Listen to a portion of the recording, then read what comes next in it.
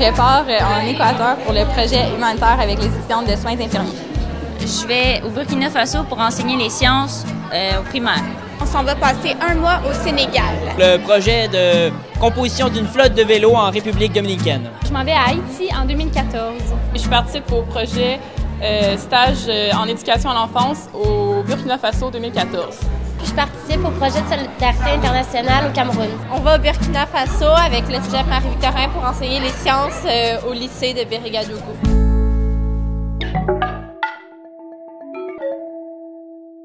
Notre projet c'est l'Afrique mobile et les vers des terres.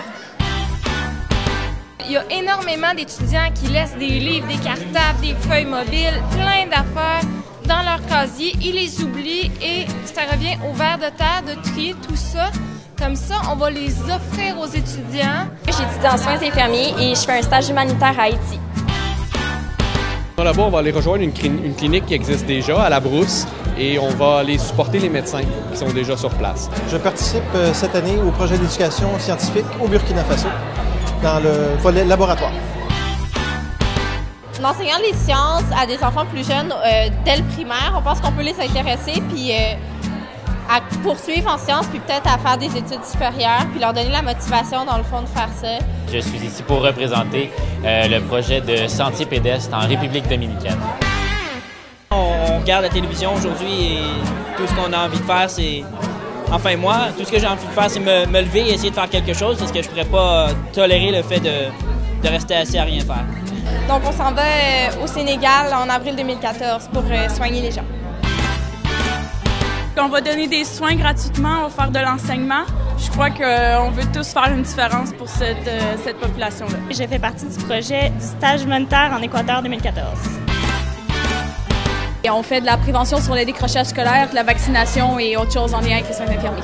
On est beaucoup choyés, on a beaucoup de ressources ici, fait qu'on espère aller partager nos ressources et essayer d'aider les gens là-bas. Ce que j'organise, c'est un spectacle bénéfice sur la prévention du CID en mémoire de mon frère qui s'est enlevé la vie il y a 11 ans.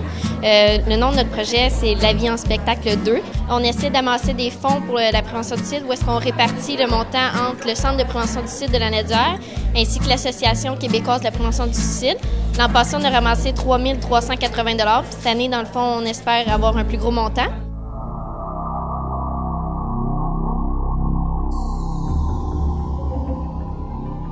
Près de 90% de mes participants continuent par la suite à être agents de changement.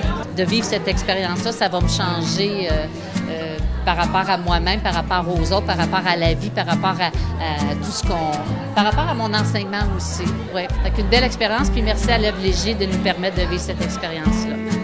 On a presque fini de financer le matériel de laboratoire qu'on veut envoyer cette année avec les bourses qu'on a eues. Fait que merci beaucoup à l'Œuvre Léger. C'est un beau projet. C'est pas de l'argent gaspillé, c'est mal.